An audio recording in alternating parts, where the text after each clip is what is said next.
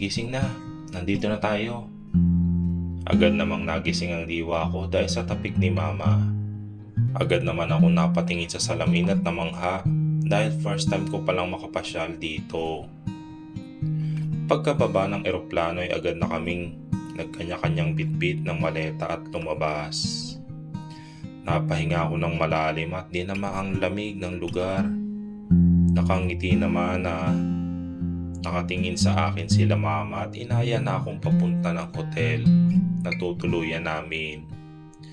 Pagkadating namin may sumalubong na agad ng mga receptionist at sinamahan na kami sa magiging kwarto namin para makapagpahinga na muna. Mamaya 6 PM ay magdi-dinner daw kami nila mama kasama yung mga business partners namin. Kaya naman may 4 hours pa ako para makapagpahinga. Busog pa naman kami kaya hindi na muna kami nag-lunch at tumuloy na para magpahinga. Agad naman ako namangha sa laki ng ganda ng kwarto. Inayos ko ng mga damit ko at saka nagpalit ng damit. Agad ko namang tinawagan si Kilian at sinabi na nakarating na kami ng maayos. Tumagal pa ng kalahating oras ang pag-uusap namin nang magpaalam na siya dahil may aasikasuhin. Hindi ko na namalayan, nakatulog na pala ako at 4:30 PM na. Bumangon na ako para mag-ayos. Sakto naman pumasok na si mama at nagbihis na. Tulungan na kita mag-ayos anak. Ngumiti naman ako at nagbihis na muna sa banyo. Pagkalabas ko ay nakita ko si mama na inaayos ang makeup at accessories na gusto niyang ipasuot sa akin. Ayan, mas lalo ka nang gumanda. Dalaga ka na talaga anak. Ngumiti naman ako at nagpasalamat kay mama. Tumayo na kami at lumabas na para pumunta na sa dining ng hotel.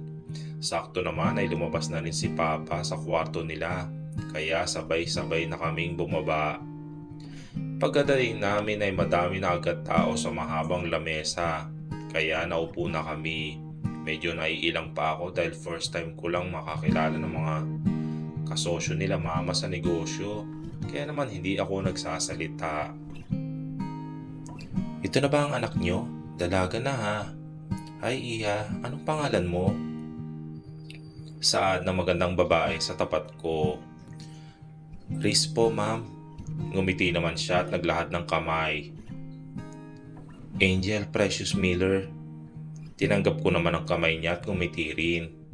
Ito nga pala ang anak ko, si Tobias.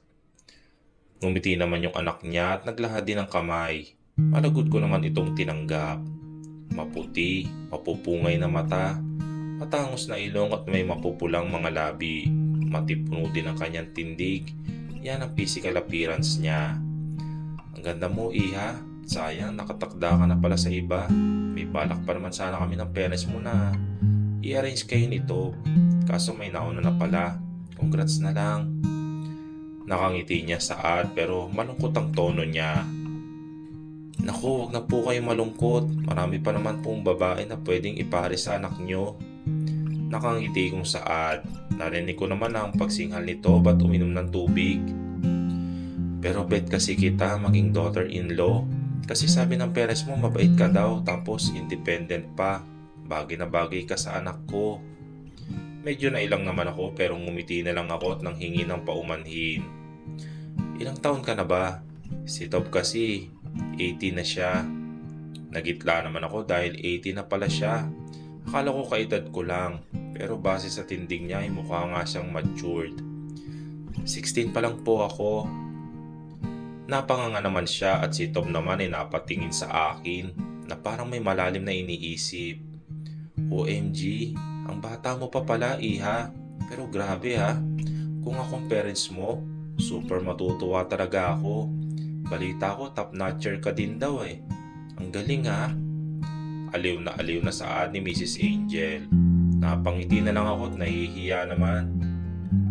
O Angel, kumusta? Mukhang nagiging close mo na ang anak ko ah. Kumusta na to? Saad ni Papa. Pati si Mama ay natuon ng pansin sa amin. Kaya naman mas tumagal ang usapan kasama sila. Tob, ipasyal mo muna si Riz. First time niya lang dito eh. Pero hindi ka namin pinipilit ha, iho. Pinutol na agad ni Tob ang sinasabi ni Papa. Sige po tito. Di rin naman po ako busy eh. Bakasyon pa naman po kaya magandang sulitin din ni Miss Riz yung France. Nakangiting saad niya at kumain na muli. Ako, salamat iho ha. Super busy talaga kasi namin eh. Sabi ni Mama at hinawakan ang kamay ni Tob. Pasensya na kung hindi namin may arrange sa'yo si Riz. Nauunahan ka na kasi pero di bale. Makakahanap ka din ng para sa'yo. Ngumiti na lang si Tob at sinabing ayos lang daw yun sa kanya. Pagkatapos kumain na inaya ako ni Tob sa veranda. Sila Mama naman ay andun pa din sa dining kausap ang mga kasosyo nila. Nalaman ko din na yung nasa gitna ng pinakamalakas sa kanilang lahat. Kasama din daw yung Montreal Corps. Kaso hindi daw makapunta si tita dahil busy daw ito. At nagpaabot na lamang ito ng mensahe at nagpasalamat. So dapat pala, kuya ang itawag mo sa akin. Kasi matanda ako sa iyo eh. Malaw kong ngiti niyang saad sa akin. Napahinga naman ako ng malalim at sinabi ang salitang kuya. Natawa naman siya kaya medyo napangiti na rin ako. Para kasi nagkaroon ako bigla ng kuya. Nagtagal pa kami ng 2 oras doon at puro tawa naman kami dahil palagi siya nagpapatawa. Akala ko nga seryoso siyang tao pero hindi pala. Tinanong ko din kung may girlfriend na siya. Sabi niya kakabreak lang daw nila. Medyo nagiging mabigat din ang hangin dahil sa kwento niya. Kinabukasan ay maaga pala akong nagising dahil inaya ako ni Kuya Tob na mag-jogging para daw malibot namin ang plaza. Naging maginhawa naman ang umaga ko. Nag-stop din kami sa isang cafe para mag-umagahan. Sobrang namangha naman ako dahil sa ganda ng paligid. Lagi pa nakangiti si Tob, kaya naman nahawa na rin ako sa pagiging masayahin niya. Pagkatanghali ay nagpapahinga muna kami bago pumunta sa katedral. Mas maganda nga ito sa personal kaya naman madami ako nakuhang pictures at na-post sa aking social media accounts. Pagkahapon ay dinala naman niya ako sa Louvre Museum at masasabi ko ngang napakaganda talaga sa personal ang mga dating nakikita ko lang sa litrato. Madami din akong nalaman mula sa kanya tungkol sa mga kwento at history ng mga pinuntahan namin. Buong linggo yun lang ang ginagawa namin. At sa buong linggo na yon ay mas nakilala ko si Tob kung ano ba talagang ugali niya. At masasabi kong ideal nga siya ng mga babae. Pero ewan ko ba bakit pa siya iniiwan ng babae. Hindi ko din makakalimutang tawagan si Kilian. Naikwento ko din sa kanya si Kuya Tob. Mag-iingat kayo sa susunod ulit ha. Sa ni Mrs. Angel na nasa tabi naman niya si Tob. Goodbye kuya. Hanggang sa muli ha. Hindi ko po makakalimutan ang mga tinuro mo. Ngumiti naman siya at nagpaalam na rin. Pagkatapos ng pagpapaalam ay agad na kaming sumakay patungong airport para makauwi na. Kanina pa din ako text kay Kilian pero hindi pa din siya nasagot. Kaya naman natulog na lang ako at dahil baka busy lang siya.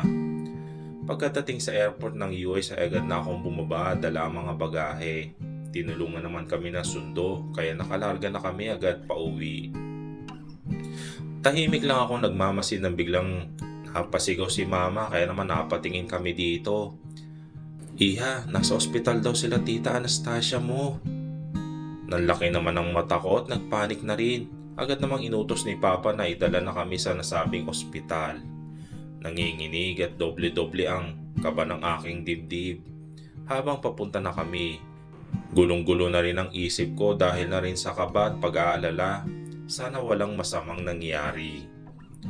Itutuloy.